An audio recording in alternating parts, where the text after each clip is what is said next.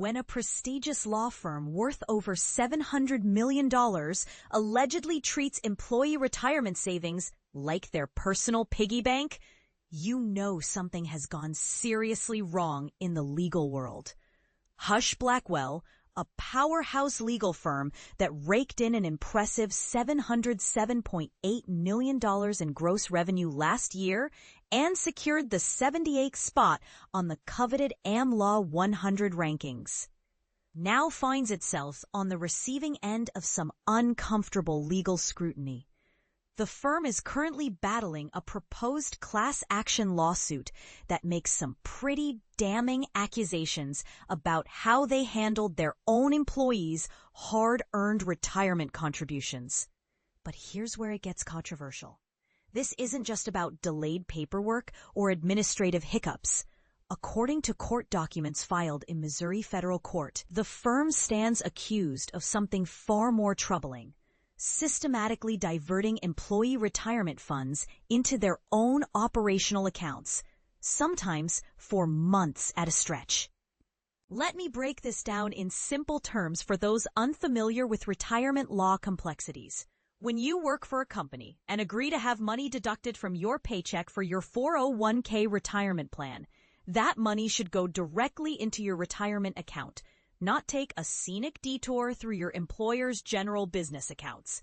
The Employee Retirement Income Security Act, commonly known as ERISA, exists specifically to prevent this kind of financial maneuvering. The lawsuit paints a picture of deliberate misconduct, alleging that Husch Blackwell routinely withheld funds from employee paychecks for the purpose of contributing those funds to employees' accounts in the plan, but then allegedly failed to transfer all those funds directly to the intended retirement accounts. Instead, according to the complaint, portions of these employee contributions found their way into a general company account that the firm used to cover its day-to-day operating expenses. And this is the part most people miss when they hear about ERISA violations.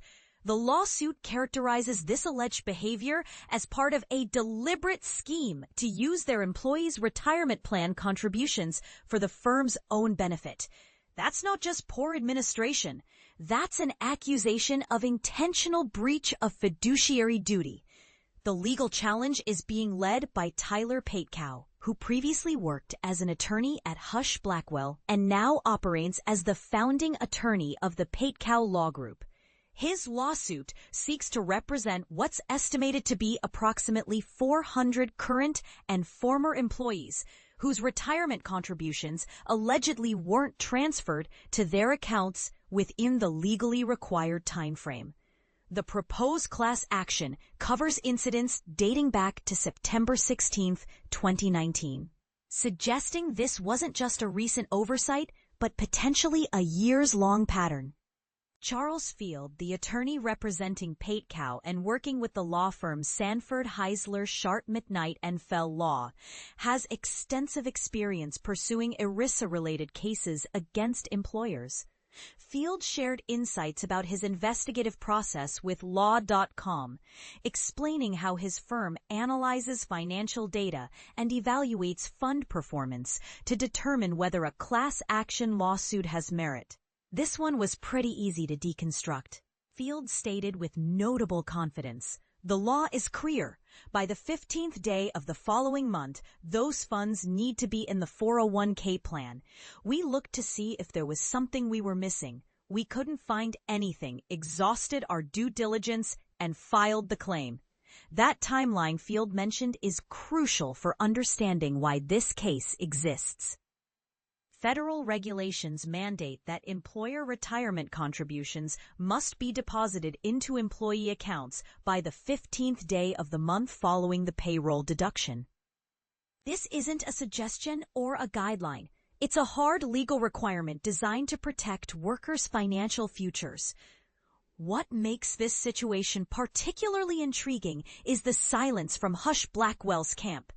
Despite the serious nature of these allegations, the firm has chosen not to provide any public comment on the lawsuit.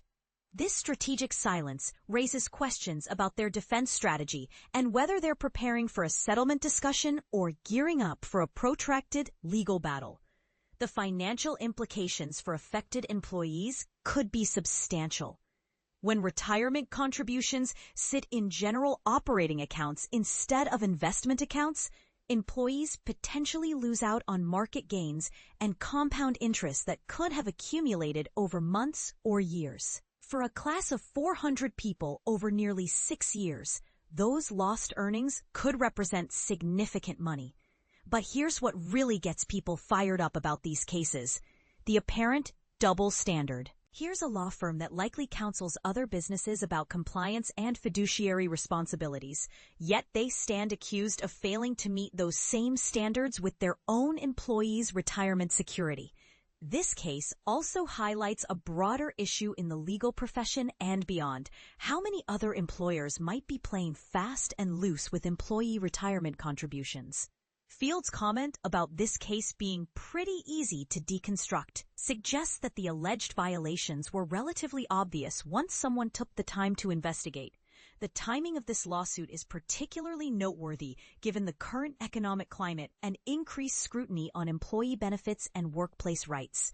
Workers across all industries are becoming more aware of their rights and more willing to challenge employers who fail to meet their legal obligations.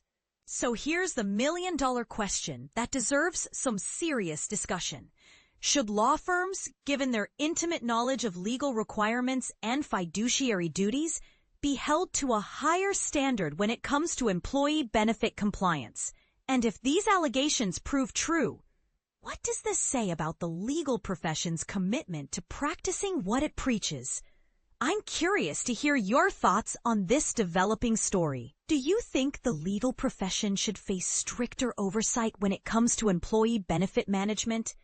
Have you ever wondered whether your own employer is properly handling your retirement contributions? Share your perspective in the comments. Whether you think this lawsuit represents justified accountability or excessive litigation culture, your voice matters in this conversation.